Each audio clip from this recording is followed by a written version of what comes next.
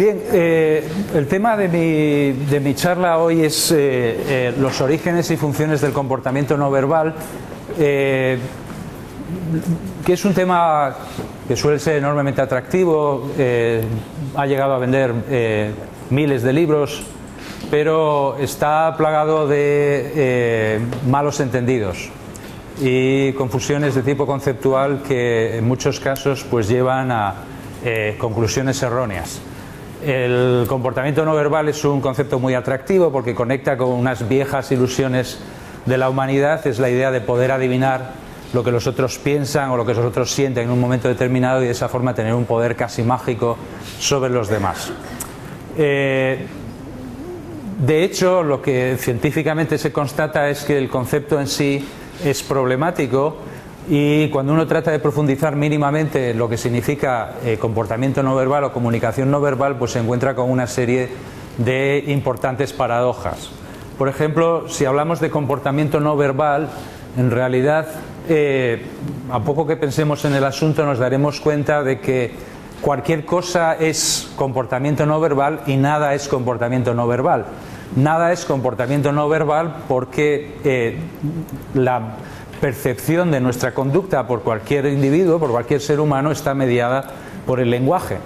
De manera que nuestros mecanismos perceptivos, nuestra representación del mundo está mediada por el lenguaje inevitablemente, y por tanto un discurso sobre el comportamiento no verbal en realidad es un discurso sobre el comportamiento verbal. Es un discurso verbal sobre algo que caracterizamos como no verbal. Y al mismo tiempo cualquier cosa es no verbal, cualquier comportamiento en principio que no pase en el ámbito de investigación por respuestas en un cuestionario podría entenderse como comportamiento no verbal. Cualquier observación de la conducta sería comportamiento no verbal, y eso evidentemente no nos llevaría muy lejos. Establecer cuál es el menú de conceptos o de fenómenos que responden a comportamiento no verbal en realidad es mucho más problemático y mucho más difícil de lo que parece. Lo que uno está esperando encontrarse en un libro, como la expresión, la distancia corporal, la postura, proviene de una tradición fundamentalmente clínica, de inspiración psicoanalítica de los años 60 y 70, que da importancia a esas cuestiones, pero la selección de ese tipo de comportamientos sobre otros es completamente arbitraria. De la misma forma, si uno optara en lugar de comportamiento no verbal por información no verbal, parece que nos podríamos encontrar en un terreno más firme. Pero en realidad, técnicamente hablando, el concepto de información, desde el punto de vista de Shannon, consistiría en el estudio de la correlación entre los estados del emisor y una determinada señal. Pero en psicología, determinar el rango completo de los estados de un emisor es una tarea en la que todavía estamos. De tal manera que realmente hablar con sentido estricto de información no verbal tampoco es adecuado. Se ha recurrido entonces a una concepción del comportamiento no verbal o de la información no verbal un tanto limitada, que supone que en realidad la información no verbal o el comportamiento no verbal es una especie de comunicación verbal imperfecta, donde el emisor codifica conductas que no necesariamente codifica el emisor. El receptor ve alguna conducta y a partir de ahí la interpreta verbalmente a partir de sus propios códigos, en una especie de comunicación verbal asimétrica. Sabéis que en una comunicación verbal normal existe un código compartido por emisor y receptor. Eso lo habréis estudiado probablemente montones de veces en montones de contextos. De tal manera que realmente cuando uno trata de comprender científicamente qué es de lo que estamos hablando, cuando tratamos de comprender qué es el comportamiento o la comunicación no verbal, nos encontramos con que, a pesar de que existen una serie de categorías de comportamiento no verbal bien descritas en la literatura, de hecho es muy difícil determinar científicamente cuáles son los límites de este fenómeno. De hecho, una de las tesis de mi charla esta mañana es que deberíamos abandonar el concepto de comportamiento no verbal, concepto que por otra parte del que he sido partidario durante mucho tiempo, y probablemente deberíamos asumir que cuando tratamos de comprender el comportamiento humano desde esta perspectiva, podemos tratar de estudiar dos tipos de comunicación. Por una parte, lo que se llama comunicación animal, en el estudio del comportamiento animal, que paradójicamente, para hacer las cosas todavía un poco más complicadas, no es en realidad comunicación, es una forma de influencia. Y por otra parte, hablar de comportamiento no verbal en realidad como un elemento dialécticamente vinculado al comportamiento verbal. Dicho de otra manera, el comportamiento o la comunicación no verbal en sentido estricto no existe sin la comunicación verbal. Y todo lo que va más allá de esa relación dialéctica entre la comunicación verbal y la comunicación no verbal es comunicación animal, son formas de influencia que en realidad no están aludiendo a lo que habitualmente cuando hablamos de comportamiento humano se entiende por comunicación. Esta es una visión, digámoslo así, popular de lo que podría ser la comunicación entre dos animales. Hay una representación, a partir de esa representación hay una recepción de esa representación, hay una decodificación y eso implica fundamentalmente la recepción del mensaje. Pero como quizás me hubiera gustado estar ayer en la charla que dio, me parece, un investigador de la Max Planck, supongo que trabajará con Tomasello, como quizás habéis visto ayer en la charla, realmente los animales no tienen una teoría de la mente desarrollada. No tienen sobre todo percepción de necesidad.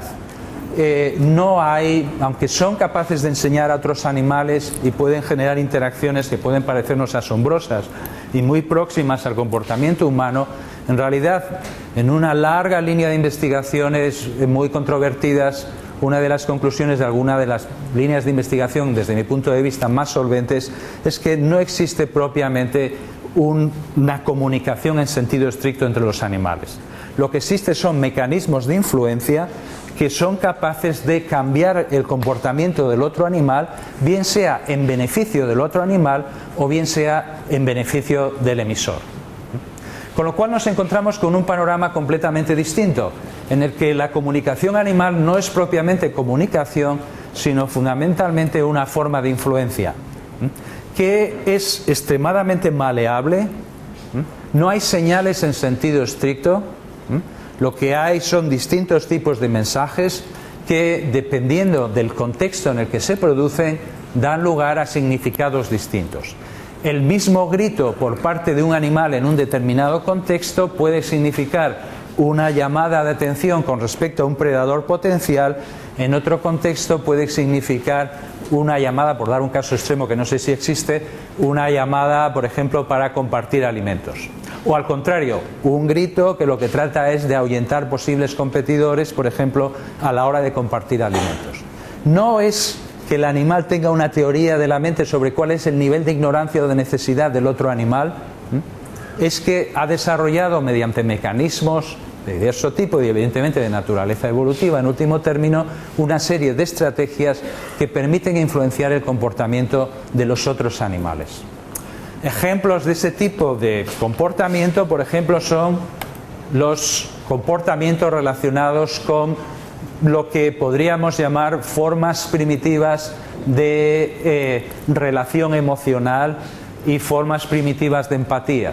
Por ejemplo, se sabe que los primates son capaces de, un primate es capaz de consolar tocándolo a otro primate en una situación de distress, en una situación, por ejemplo, después de perder una pelea. Por ejemplo, en este caso es una fotografía de un conocido primatólogo en la que un pequeño chimpancé trata de consolar a uno más grande que acaba de perder una lucha.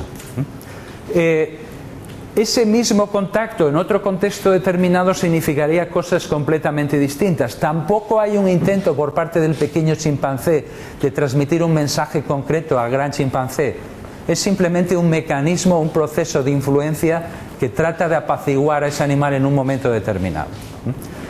Es por supuesto posible, dado que hace 6 millones de años compartíamos el mismo tronco evolutivo, que los chimpancés y los seres humanos compartamos esos mecanismos de influencia mutua.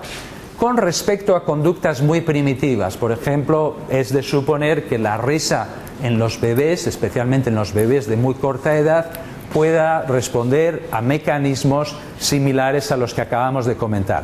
Este bebé tiene literalmente nada en su mente. Por supuesto tiene un cerebro, pero su mente está prácticamente vacía. es un pequeño órgano extremadamente inmaduro, pero que sin embargo es capaz de enviar unas señales que sus padres interpretan como contento por estar con ellos y que produce en beneficio del bebé una serie de conductas en los adultos que son muy adaptativas para su supervivencia. Pero es un mecanismo de influencia. El bebé no está tratando de comunicar nada en absoluto, en el sentido que entendemos como por comunicación, en el sentido humano de comunicación. No hay un código compartido en el cual el bebé dice en un momento determinado, mediante una teoría de la mente con respecto a sus padres, voy a poner contento a estos individuos para que me den de comer. No existe en absoluto ese tipo de estrategia. Estamos hablando de una forma de comunicación animal.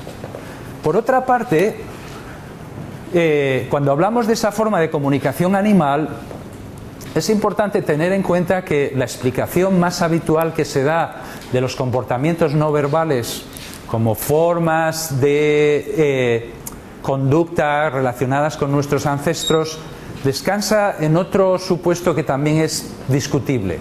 Un supuesto discutible, como acabamos de comentar, es que haya un código compartido. Un segundo supuesto discutible es que esos comportamientos no verbales sean lo que técnicamente hablando se llaman adaptaciones, productos desarrollados por los homínidos durante el Pleistoceno, entre 2,5 millones y 10.000 años hace de ese tiempo más o menos, en los cuales los homínidos fueron capaces de desarrollar una especie de paquetes precocinados que les permitían responder de una forma automática respecto a ciertos problemas o ciertas situaciones en su entorno. Eso es una visión, es la visión de la psicología evolucionista, es una visión científicamente defendida por muchos investigadores, pero no es la única forma desde un punto de vista evolucionista de aproximarse a el significado del comportamiento no verbal y otros muchos procesos psicológicos. Otro punto de vista es el de la ecología conductual. Desde el punto de vista de la ecología conductual, lo que caracteriza fundamentalmente el proceso evolutivo humano no es el desarrollo de paquetes precocinados durante el Pleistoceno. Lo que caracteriza el desarrollo evolutivo de la especie humana es su extraordinaria adaptabilidad. Es decir, lo que es universal es nuestra capacidad para desarrollar estrategias de adaptación flexibles y variables dependiendo del entorno. Desde ese punto de vista, el comportamiento no verbal no son mensajes cerrados, son estrategias que sirven, en consonancia con lo que hoy se sabe sobre comunicación animal, para influenciar a las otras personas, en un nivel no necesariamente verbal, no necesariamente aprendido, no necesariamente con mensajes específicos, pero muchísimo más útil, probablemente, que si tuviésemos algún tipo de receta precocinada procedente de nuestro pasado evolutivo.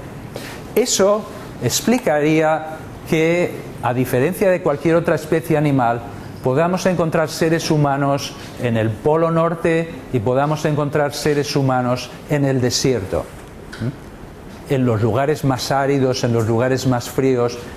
No tenemos nicho ecológico en sentido estricto. Y eso tiene una enorme relevancia desde el punto de vista psicológico y sugiere a muchos investigadores que quizás no dependamos tanto de recetas precocinadas procedentes del Pleistoceno, quizás dependamos más bien de cierta capacidad para desarrollar estrategias adaptativas dependiendo del contexto en el que nos encontramos.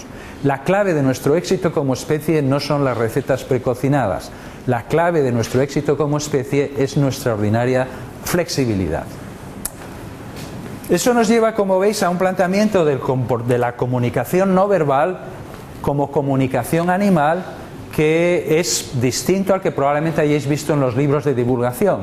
Es una mera, entre comillas, estrategia de influencia comportamental que no tiene significados definidos, sus significados dependen del contexto y que podría haberse desarrollado en esas épocas remotas del desarrollo de la especie humana. Si esto es así, es importante tener en cuenta que probablemente esas formas de comportamiento interpretan un papel solamente relativo en nuestra historia como especie y en nuestro comportamiento actual. Porque en un momento determinado de nuestra historia como especie se produce una serie de acontecimientos muy importantes que dan lugar a la aparición de la comunicación verbal. Parece un poco paradójico que hable de la comunicación verbal en el contexto de una charla sobre el comportamiento no verbal, pero es imprescindible hablar de la comunicación verbal para entender qué es la comunicación no verbal, porque como os decía hace un momento, son elementos antitéticos y íntimamente relacionados. En un momento determinado en la historia de la humanidad se produce la aparición del lenguaje. El lenguaje es un fenómeno fascinante que todavía genera unas enormes polémicas a la hora de tratar de comprender realmente su origen desde el punto de vista evolutivo. Es un fenómeno fascinante porque tiene características, por decirlo así, lógicas que son extraordinarias. Por ejemplo, nos permite comunicarnos con unidades discretas, nos permite establecer jerarquías lógicas, tiene recursividad, podemos modificar infinitamente un mensaje modificando sus elementos, aparecen las palabras, que son todo un fenómeno con una serie de consecuencias evolutivas extraordinarias. Pensad que somos el único animal que no puede tragar y con unos ciervos que hay por ahí en algún sitio, que no puede tragar y respirar al mismo tiempo, por eso podemos morirnos asfixiados. Y es porque realmente en nuestro proceso evolutivo hemos dado tanta importancia a la comunicación hablada como para realmente correr unos enormes riesgos desde el punto de vista adaptativo. Gracias a la configuración de nuestro aparato fonador realmente podemos comunicarnos como nos comunicamos, pero con un enorme precio que hace que, por ejemplo, un bebé pueda realmente morir por esa razón, o incluso un adulto. Y todo eso genera una serie de enigmas desde el punto de vista evolutivo que son son fascinantes realmente. Pensad, por ejemplo, una de las cuestiones que se plantean en este momento los investigadores es ¿por qué los seres humanos no optaron por una comunicación por signos? Hablada, con signos, con gestos, como por ejemplo los sordomudos. Pensad que, por ejemplo, otra de las características de la comunicación vocal es que puede atraer fácilmente a predadores. De manera que, y no somos animales nocturnos, de manera que no parece que haya una razón muy clara que explique por qué se le dio tanta importancia a la especie, invirtió tanto en el desarrollo de comunicación hablada. Pero ahí está. Y eso plantea un hecho sumamente importante, y es que a la hora de plantearnos el origen del lenguaje, el papel de los gestos, el papel del comportamiento no verbal, no es un elemento marginal, es un elemento esencial en el debate sobre el propio origen de la comunicación verbal. De tal manera que si por un lado tenemos el caso de la comunicación animal, por otra parte tendríamos que asumir un significado del comportamiento de la comunicación no verbal que en realidad se identifica extraordinariamente con la comunicación verbal. Comunicación verbal y comunicación no verbal están íntimamente relacionados con la aparición del hombre moderno, con la aparición de la especie humana tal como la conocemos hoy, y en términos de la evolución del cerebro, fundamentalmente con dos grandes explosiones que todavía hoy son en gran medida un enorme enigma científico, que en un momento determinado en la historia de nuestra evolución, hace 2 millones de años y hace 1 millón de años, hizo que nuestro cerebro, el tamaño de nuestro cerebro cambiara de 400 centímetros cúbicos a 800 centímetros cúbicos, y un segundo momento que ocurrió en lo que podríamos llamar apenas unos segundos de evolución, en el que el cerebro triplicó su tamaño con respecto al de otros homínidos y se convirtió en una masa de más de 1,5 litros. Eso modificó además no solamente, por supuesto, el tamaño del cerebro, sino la propia estructura neuronal. Las neuronas se organizan de otra manera y además se produce un enorme número de aferencias entre las distintas partes del cerebro. De manera que el cerebro se constituye en un sistema neuronal extraordinariamente complejo en el que todas sus partes están extraordinariamente relacionadas. ¿Qué es lo que eso nos dice con respecto al comportamiento no verbal? Que tenemos que plantearnos el hecho de que cuando hablamos en realidad de comunicación no verbal tenemos que asumir que estamos hablando de dos realidades distintas. Una forma de influencia que no tiene una codificación clara, y por otra parte una forma de comunicación que está mucho más cerca de lo que muchos quieren pensar de la comunicación verbal y por tanto de otros procesos cognitivos. Vamos a ejemplificar esta cuestión con una de mis áreas de investigación, que es la expresión facial. Durante mucho tiempo la expresión facial se ha aproximado desde una perspectiva que es coherente lógicamente con esa visión clásica de la comunicación no verbal como algo heredado de nuestros ancestros que compartimos con los primates desde hace 6 millones de años y que por tanto en lo que podemos rastrear significados. Vamos a ver un pequeño fragmento de...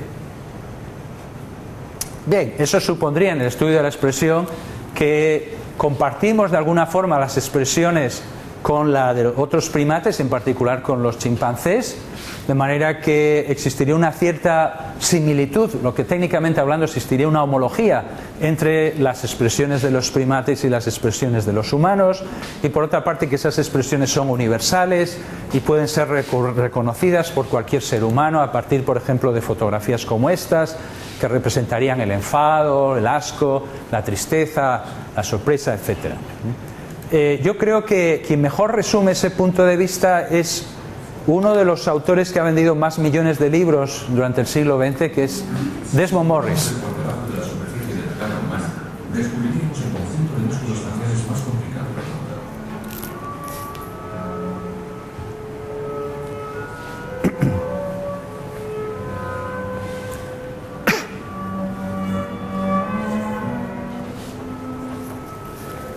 Estos músculos nos facilitan una gran cantidad de expresiones.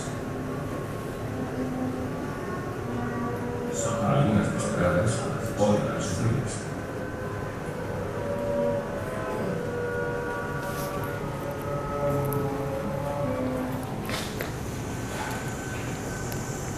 Pero los hombres y los chimpancés no solo comparten una cara flexible, también compartimos otras muchas expresiones.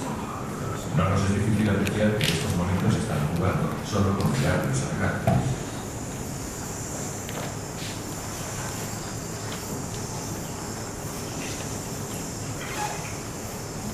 Y si vemos cómo los chimpancés se comportan cuando están enfadados, nos es fácil comprender lo que sucede.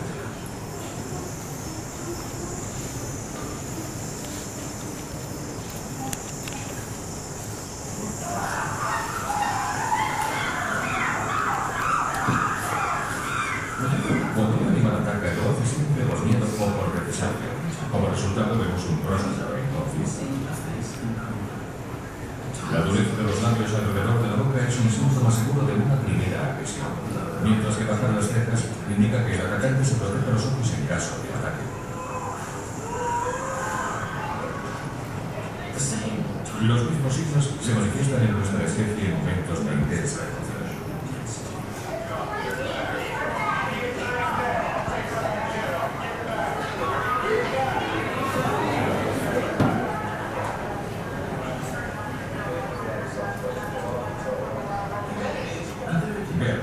La boca tensa de ira. Esto no deja ninguna duda del humor de esta mujer, sobre todo si se combina con una mirada intensa.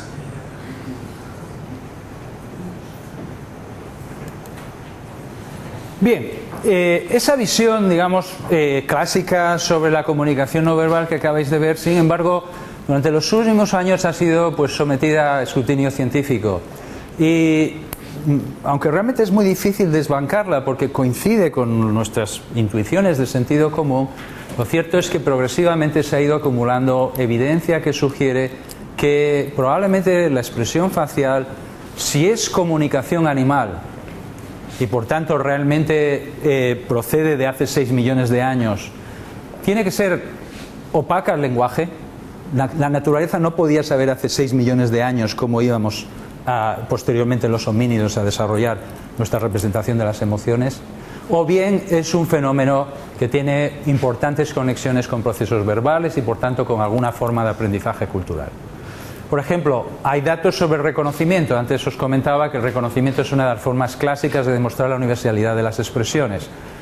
A medida que se ha ido acumulando investigación, se ha ido mostrando que realmente el reconocimiento de las expresiones faciales de emoción en las culturas aisladas de la cultura occidental no es, salvo en el caso de la sonrisa, significativamente suficiente como para afirmar que existe un reconocimiento universal de las emociones.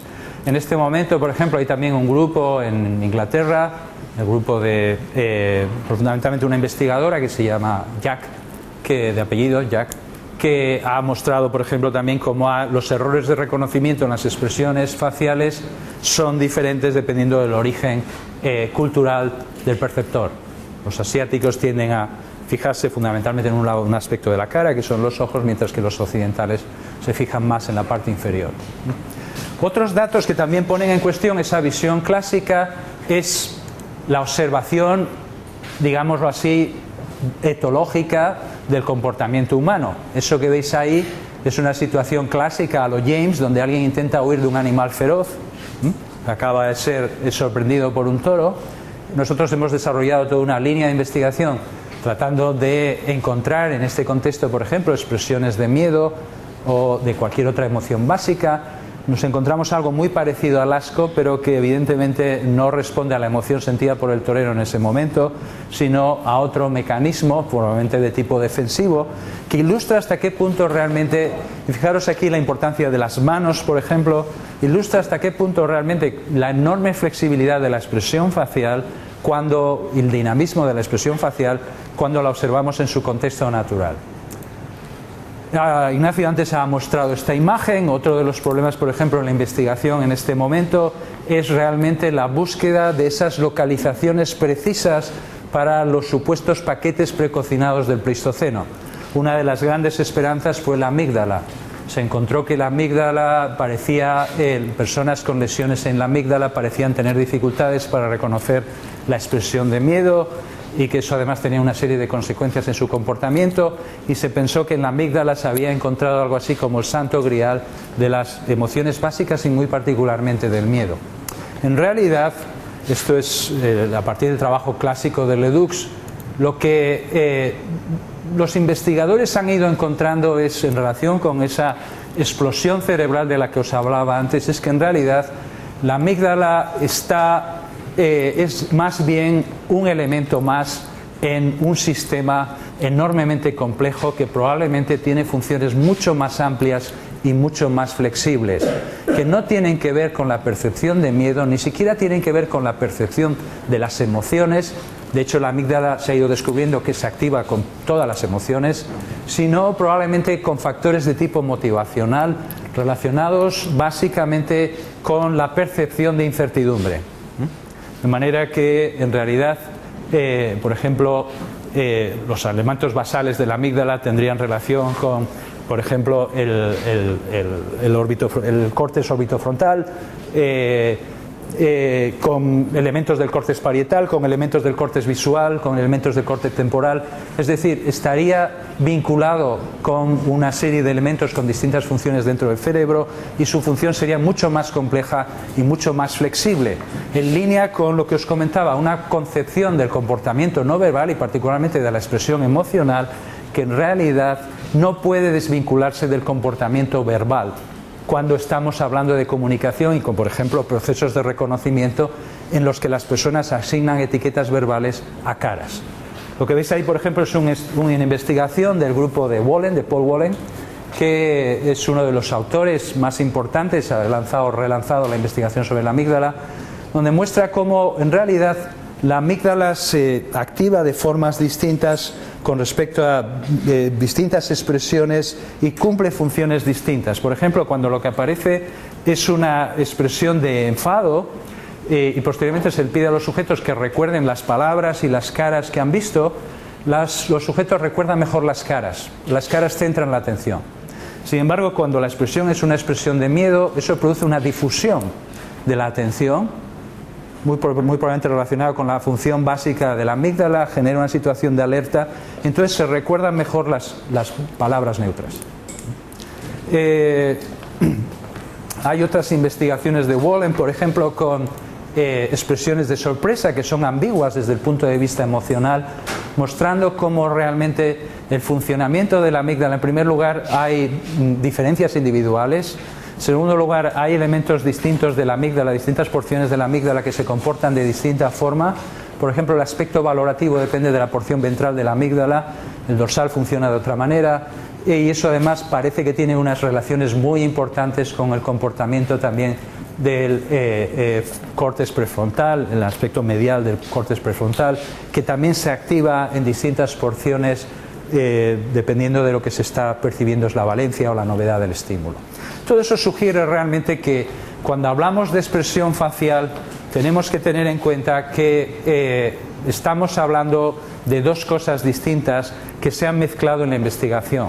Por una parte estamos hablando de la expresión como comunicación animal y por otra parte estamos hablando de la expresión como comunicación no verbal.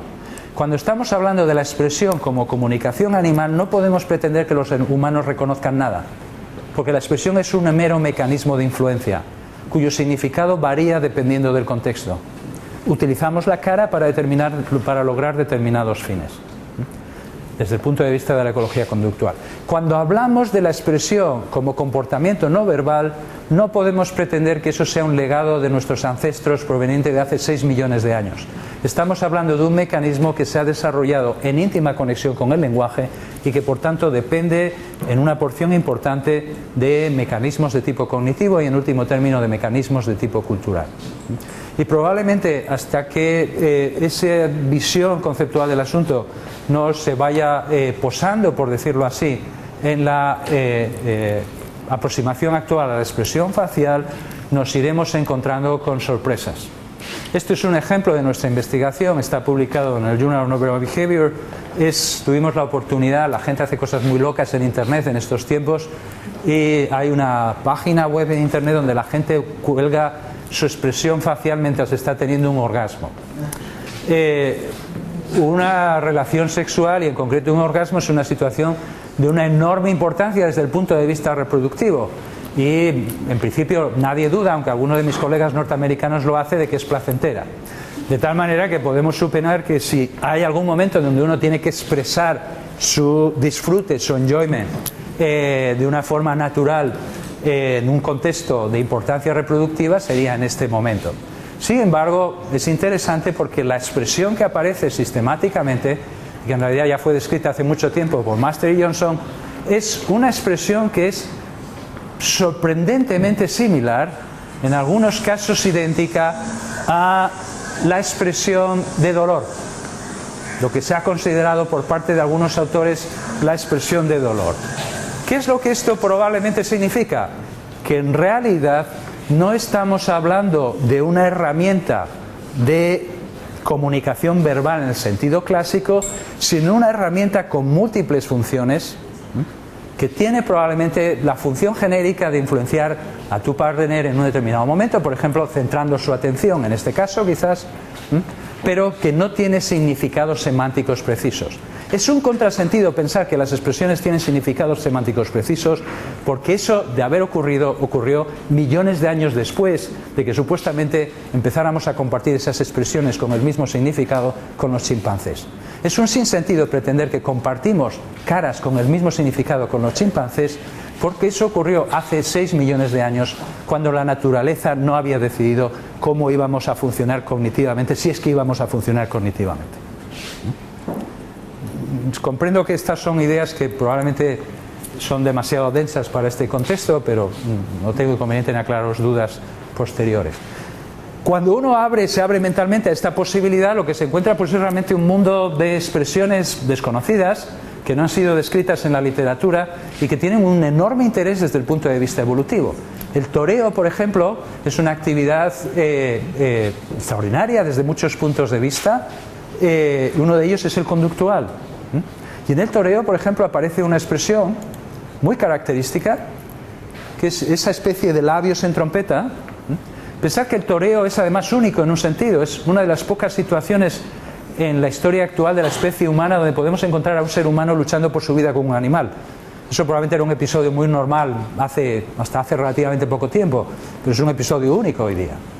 Y en él, por ejemplo, aparece esa expresión, esa especie de boca en trompeta, cuya función estamos intentando determinar, pero que ilustra hasta qué punto realmente no podemos hablar de un conjunto cerrado de expresiones faciales con significados semánticos cuando hablamos desde un punto de vista evolutivo del comportamiento facial. Si queremos hablar de un conjunto de expresiones con un comportamiento, con un significado cerrado desde el punto de vista evolutivo, estamos probablemente desde mi punto de vista cometiendo un contrasentido. Para hablar de significados cerrados de las expresiones faciales como de otros tipos de comportamiento no verbal, no podemos dejar de tener en cuenta otros mecanismos de tipo cognitivo y de tipo cultural, porque eso lo pide la misma explicación de nuestra trayectoria evolutiva. ¿Qué es probablemente entonces lo que está ocurriendo con nuestras expresiones faciales? ¿Cuándo aparece la sonrisa? Hay una teoría, por ejemplo, de la que a mí realmente me interesa mucho y comparto no totalmente, pero en gran medida, que es inspirada precisamente en la ecología conductual, que defiende que las sonrisas, si son realmente conductas no aprendidas, que lo son en determinados contextos, no tienen realmente un significado preciso, sino son más bien una estrategia de interacción. Y aparecen, por tanto, fundamentalmente en momentos interactivos. No aparecen necesariamente cuando el individuo está experimentando el ápex de la experiencia emocional, sino sobre todo cuando la situación le exige algún tipo de estrategia conductual. Vamos a ver una ilustración un poquito larga y anecdótica, pero muy gráfica, de lo que estoy queriendo decir sobre cuál es realmente la función de la sonrisa. No, perdón, este no es. Bien, se me olvidaba. Perdonad, antes de llegar a eso. Incluso en el ámbito del reconocimiento, en esta especie de cambio de perspectiva respecto a la visión de la expresión y su supuesta asignación semántica, de la enorme importancia del contexto y de los procesos cognitivos, hay algunos laboratorios, fundamentalmente el laboratorio de Hassim en Israel. Esto es un trabajo publicado por Abiezer, que es uno de sus investigadores, donde se muestra de una forma muy sencilla. Están intentando publicar otra investigación con expresiones espontáneas en Science en este momento. Este está publicado, creo recordar que en Emotion, donde se muestra, como veis, de una forma muy gráfica, no hace falta proporcionar datos, como la misma expresión, que es una expresión supuestamente prototípica de asco, universal de asco, simplemente combinando distintas posturas proporciona significados distintos. Ves realmente, ilustras lo que ellos llaman la fundamental indeterminación de la expresión facial. Vivimos en una ilusión, la ilusión creada por nosotros mismos, los psicólogos en gran medida, pero también por el sentido común, de que las expresiones tienen un significado preciso, absolutamente reconocible. Es cierto en la vida cotidiana, pero sus mecanismos científicos son discutibles. Y cuando los investigadores han afinado su ingenio para determinar realmente hasta qué punto dependen del contexto, se han encontrado con sorpresas que son realmente fascinantes. En línea con lo que os comentaba, ahora creo que sí voy a enseñaros una ilustración de entonces cómo podría funcionar en la vida cotidiana las expresiones. A ver si se oye. Sí. Lo que veis es un atleta en los Juegos Olímpicos de Barcelona, que está desplegando unas expresiones que no parecen muy positivas. Esa cámara lenta es todo un mundo realmente el estudio del comportamiento no verbal. Cada uno de esos pequeños saltos es una parte de un segundo. Cada segundo son 25 frames. Mira que eso os puede dar una idea de realmente la enorme variación, el enorme dinamismo de la expresión facial, que es otro elemento que, por cierto, apenas se ha considerado hasta recientemente. Las caras no son expresiones estáticas, nadie va por la vida así. Es un cambio en tu configuración muscular. Eso, creáis o no, no se ha estudiado, se está empezando a estudiar ahora. Y en ese contexto donde supuestamente esta gimnasta está sintiendo una emoción, cobramos todo el sentido de lo que está sintiendo cuando lo vemos en su velocidad normal y en su contexto, y sobre todo, lo que es más interesante, vemos cuando aparece realmente la sonrisa. Una sonrisa que claramente, por supuesto, está relacionada con una emoción positiva de felicidad, pero claramente tiene otra función, porque no aparece cuando probablemente se está produciendo el ápex de esa experiencia. Hay, por supuesto, investigación experimental que hemos desarrollado y trabajos de campo donde hemos tratado, pensamos que con éxito, aunque es un tema controvertido, pensamos que con éxito he demostrado este hecho. En un momento, si tenéis paciencia, veremos la escena en su en su velocidad normal y en su contexto.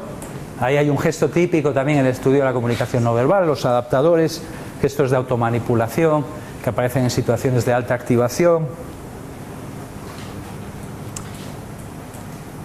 Y ahora veremos qué ocurre. Un gran suspiro.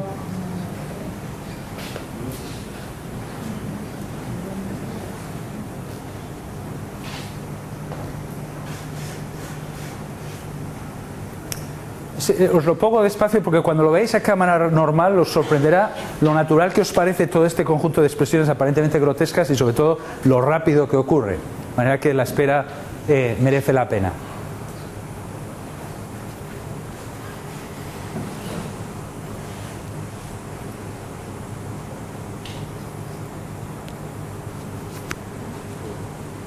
Ahí hay un resultado.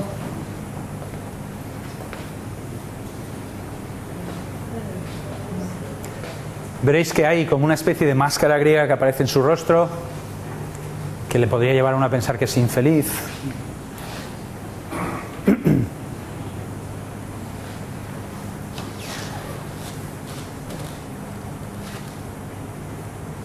Muy infeliz.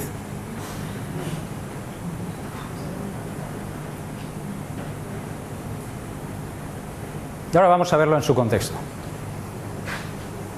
Si se deja. Pues no se deja.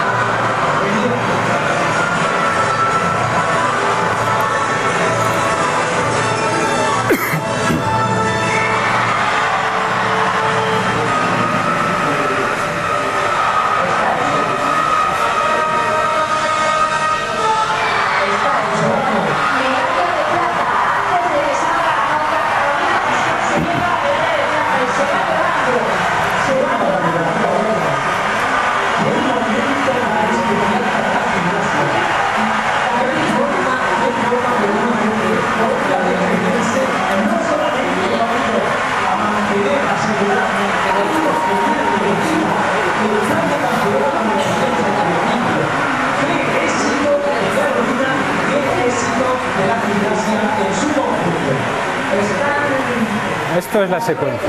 Jesús Orozco, las infantas, todo el palco de honor puesto en pie aplaudiendo a el ejercicio, a morir a San Carolina, 9.775 es medalla de plata para Carolina Pascual, final a la medalla más importante, una medalla más de las chicas que están consiguiendo todo esto. Claro, eso es un momento de extraordinaria felicidad, es un momento histórico para la gimnasia española. Parece que va a sonreír, por fin. Pero prácticamente ahí sin ella sale con las clasificaciones ya hechas. Primero medalla de oro Alexandra Timoshenko. Pero no. Vuelve de nuevo a una expresión relativamente neutral. Cuarta María Petrova, quinta y Tina de León, sexta. Incluso podríamos decir que está triste. Veréis cuando realmente se activa. Ve a alguien, saluda y ahí tenéis la sonrisa. Es decir, cuando realmente existe un contexto interactivo en que la sonrisa tiene importancia. Es la gimnasta que va a salir ahora, perdón, el Axis siempre ha salido. Tiene importancia para realmente establecer un mecanismo interactivo de influencia. Sí, como me queda poco tiempo, este signo de advertencia era porque me iba a poner a especular un rato, pero voy a libraros de las especulaciones. Y lo único que no resisto es mostraros de nuevo el fragmento de Desmond Morris que os he mostrado antes, un trozo de esa película, porque demuestra hasta qué punto realmente ha habido malos entendidos y confusiones debidas realmente a todo el sentido común que ponemos en la cuestión. ¿Recordáis que lo que dice Desmond Morris es que la conducta característica y predictiva de la rabia, tanto en los seres humanos como en los animales, es esa expresión tensa que él detecta en el chimpancé y en la mujer que aparece al final? Sin embargo, fijaros con atención cuál es la expresión que realmente predice el comportamiento violento del animal.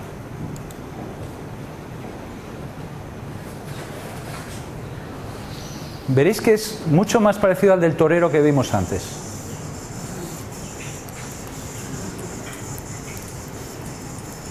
Y si vemos cómo los chimpancés se comportan cuando están enfadados, no nos es fácil comprender lo que sucede.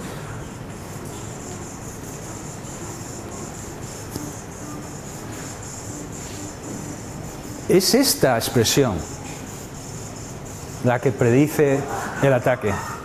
No es la expresión que dice Desmond Morris. La expresión que dice Desmond Morris, entre otras muchas, aparece en el episodio posterior, como aparece también la boca abierta, como aparece en otro conjunto de expresiones. Realmente esa expresión aparece en este momento, pero no es realmente la conducta facial que predice la agresión. Es, por cierto, una expresión de la que los etólogos todavía no han sido capaces de establecer un significado claro y menos una homología con respecto a los seres humanos. Es esta que tenéis aquí, o esta o el panjud. En todo caso, curiosamente guardaría relación con situaciones de diverso tipo, de significado muy distinto, como búsqueda de alimento, determinado nivel de distrés. Nada realmente que ver con la expresión supuestamente universal compartida con los primates de la que Desmond Morris nos vende también. Sin embargo, evidentemente, una de las cosas que ha funcionado mucho en el estudio de la expresión facial y en general del comportamiento no verbal es un sesgo, es un heurístico, es el heurístico de confirmación.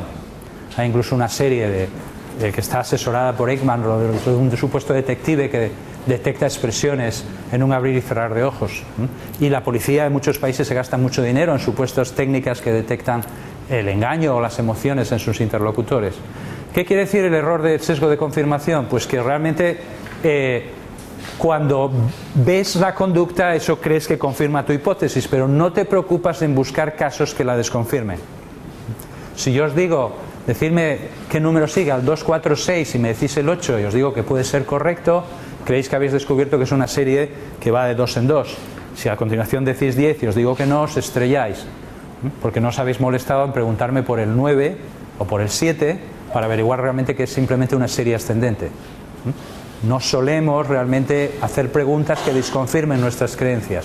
Buscamos, como Desmond Morris, la expresión que confirma nuestra creencia, pero hemos sido casi literalmente ciegos a todo un conjunto de expresiones que ilustran realmente la enorme plasticidad de la expresión facial cuando la abordamos desde el punto de vista de la comunicación animal.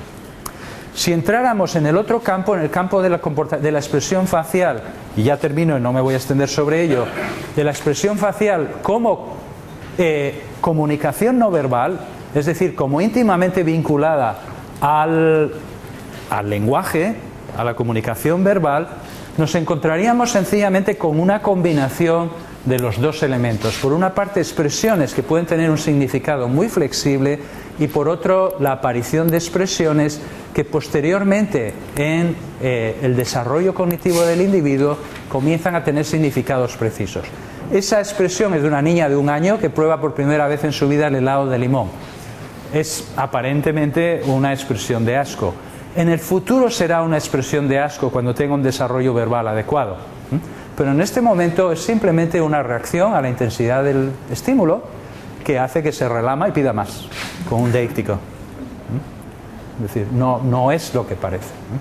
Hay, no me puedo extender, pero hay hoy día investigación, una serie de líneas de investigación que están mostrando de forma cada vez más consistente la enorme importancia de los aspectos semánticos en el reconocimiento de expresiones. Eso no quiere decir que los seres humanos y los animales incluso podamos categorizar. Por supuesto, categorizamos expresiones. Otra cosa distinta, más allá de la categorización, es el significado que le asignamos. Y ahí, volviendo a mi punto de partida, es un contrasentido pretender que un mecanismo de categorización primitivo producido hace 6 millones de años pueda estar regido por procesos de tipo semántico. Sería otro sesgo, sería un hindsight bias, es decir, pensar que realmente la naturaleza de alguna forma puede rebobinar y volver hace 6 millones de años y organizar todo para que funcione de acuerdo con nuestras categorías semánticas. Bien, no sé si he sido suficientemente claro, espero que por lo menos no haya sido enormemente oscuro.